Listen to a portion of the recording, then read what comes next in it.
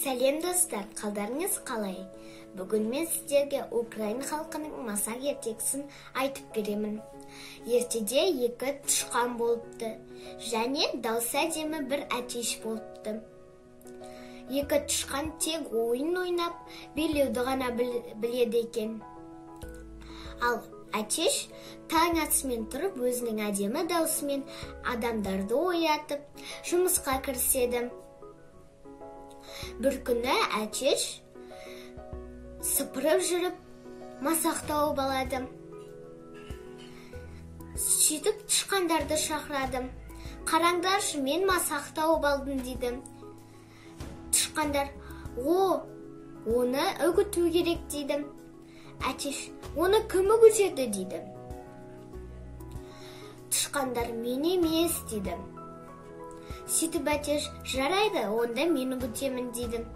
Әтеш үгітіп болған соң тышқандарға айтады. Қараңдаршы, мен көп дән таптым дейді. Сөйтіп тышқандар, енді оны диірменге апару керек дейді. Әтеш, оны диірменге кім апарады депті. Тышқандар, мен емес деп жауап береді. Әтеш, жарайды, онда мен апара салайын деп диірменге алып кетеді. Көп замай әтеш диірменнен келеді. Тышқандарға, қараңдаршы, мен оны әкелдім деп айтады. Сөйтіп тышқандар, енді оны илеп бәліш пісіру керек депті. Әтеш, оны кім пісіреді дейді. Тышқандар баяғы жауабын айтады.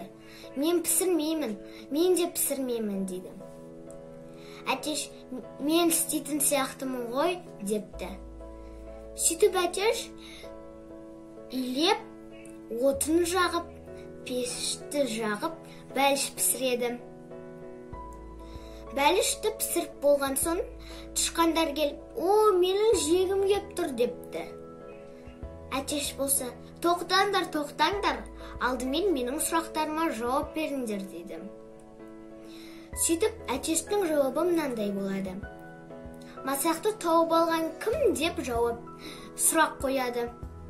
Тышқандар, сен деп жауап береді.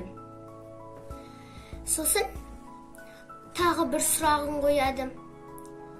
Масақты үгіткен кім дейді. Тышқандар, сен деп жауап береді. Ал масақты диірменге апарып илеген кім дейді. Әтеш, тышқандар, сен дейді. Ал сендер не істеріңдер деп сұрақ қойған кезде әтеш, тышқандар не деп жауап берерін білмей, үстелден тұрып кетіп қалады. Әтеш оларды тоқтатпайды. Себебі жалқау адамдарға бәліш берудің қажеті жоқ деп ойлайды. Егер де балалар, бұл ертегі сіздерге ұнаса, менің каналыма жазылып, лайк басуды ұмытпаңыздар. Сау болыңыздар.